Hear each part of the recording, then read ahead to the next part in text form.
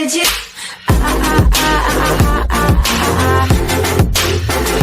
Anything you U.S. revives Cold War arms race with Russia and China after abandoning INF treaty. As we previewed below, Secretary of State Mike Pompeo has announced that the U.S. will withdraw from the Intermediate-Range Nuclear Forces Treaty immediately, prompting threats of a Russian response from Moscow. According to Pompeo said the U.S. could return to compliance with the treaty if Moscow meets Washington's demands within the next 180 days. To convince the U.S. to back down, Washington has insisted that Russia's development of a new cruise missile. Moscow has repeatedly denied claims that it's in violation of the treaty.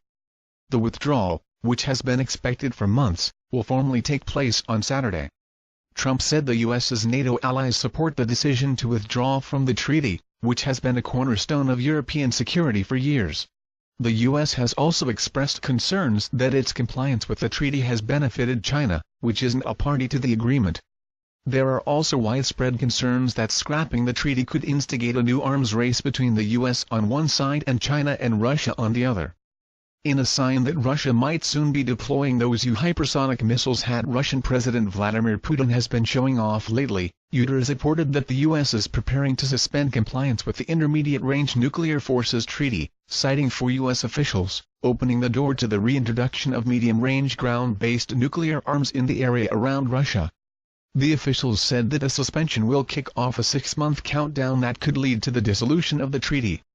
However, Washington could opt to remain a part of the pact if Moscow decides to become compliant with the 1987 Cold War-era treaty. The decision comes after the U.S. and Russia revealed on Thursday that they had failed to work out their differences on the treaty, something that analysts have warned could be the first step in a new Cold War-style arms race, or worse.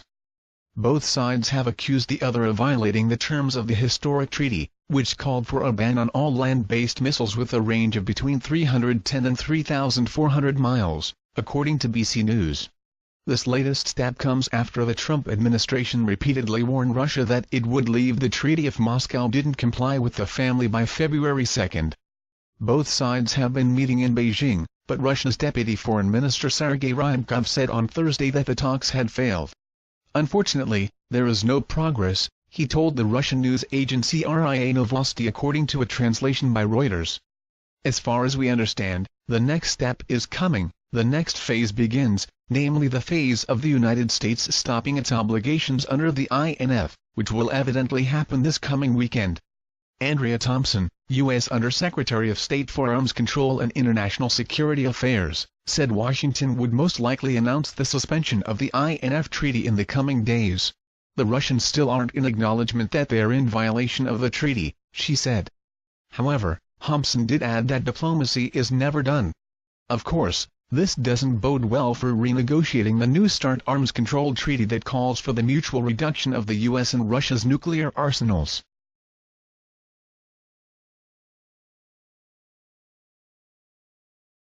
FBI, CIA sound alarm over China Cold War, warn most significant threat facing U.S. At the end of the day, the Chinese fundamentally seek to replace the United States as the leading power in the world.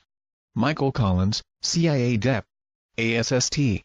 Dear East Asia Mission Center forget the Russian hysteria. According to Michael Collins, the CIA's Deputy Assistant Director for the East Asia Mission Center, it is China that is waging a quiet Cold War against the United States, using all its resources to try to replace America as the leading power in the world. Beijing doesn't want to go to war, he said during a speech at the Aspen Security Forum in Colorado on Friday, but the current communist government, under President Xi Jinping, is subtly working on multiple fronts to undermine the U.S. in ways that are different than the much-publicized activities being employed by a far weaker Russia, and which the media is obsessed with. Collins also warned that rising U.S.-China tension goes beyond the trade dispute playing out in the tariff tit-for-tat between the two nations, according to AP. Among the numerous concerns over China's subtle efforts to steal influence, he cited pervasive efforts to steal business secrets and details about high-tech research being conducted in the U.S. Meanwhile, the Chinese military is expanding and being modernized even as the U.S., as well as other nations, have complained about China's construction of military outposts on islands in the South China Sea, which Collins said he would argue that it's the Crimea of the East. Collins' comments track warnings about China's rising influence issued by others who spoke earlier this week at the security conference. The alarm bells come at a time when Washington needs China's help in ending its nuclear standoff with North Korea. Earlier in the week, FBI Director Christopher Wray also underscored U.S. concerns about China, which he said represents the broadest and most significant threat America faces.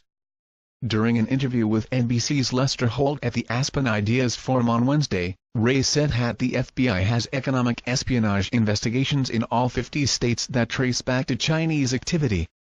T covers everything from corn seeds in Iowa to wind turbines in Massachusetts and everything in between, said Wray. The volume of it, the pervasiveness of it, the significance of it is something that I think this country cannot underestimate. And yet, when Trump cracks down on Chinese policies across various fields including trade and theft of various trade, military, government and corporate secrets, that is espionage, he gets promptly vilified. The chorus of anti-China sentiment grew to 3 when National Intelligence Director Dan Coats also warned of rising Chinese aggression, warning that the U.S. must stand strong against China's effort to steal business secrets and academic research. Others joined in. Marcel Letter, former Undersecretary of Defense for Intelligence, said China has the second-largest defense budget in the world, the largest standing army of ground forces, the third-largest air force and a navy of 300 ships and more than 60 submarines.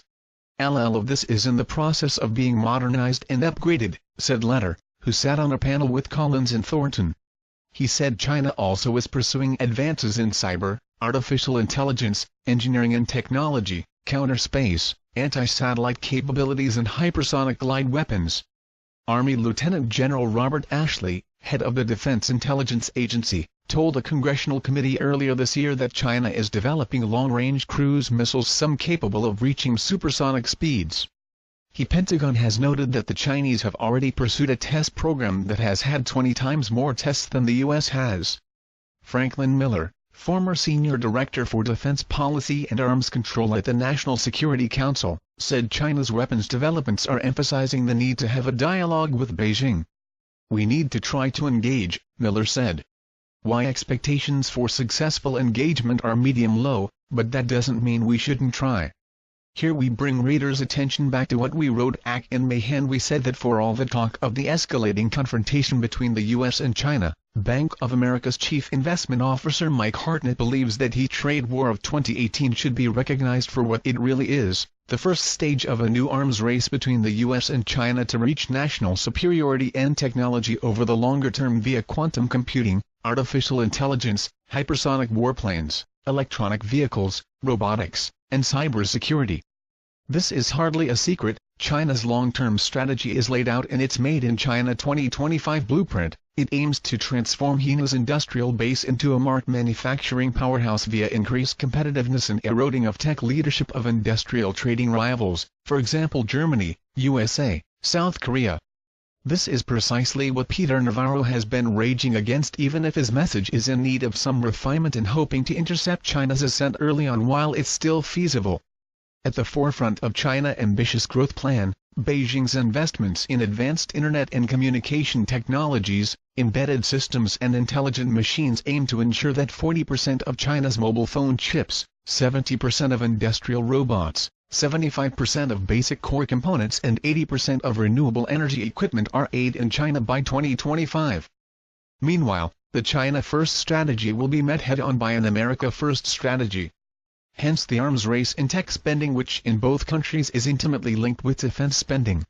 Note: military spending by the U.S. and China is forecast by the INF to rise substantially in coming decades, but the stunner is that by 2050, China is set to overtake the U.S., spending $4 trillion on its military while the U.S. is $1 trillion less, or $3 trillion. This means that sometime around 2038, roughly 2 decades from now, China will surpass the U.S. in military spending, and become the world's dominant superpower not only in population and economic growth. China is set to overtake the U.S. economy by no later than 2032, but in military strength and global influence as well.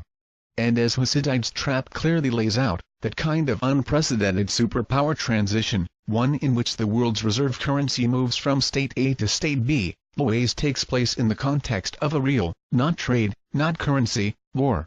which explains BOFA's long-term strategic recommendation. We believe investors should thus own global defense, tech and cybersecurity stocks, particularly companies seen as national security champions over the next 10 years.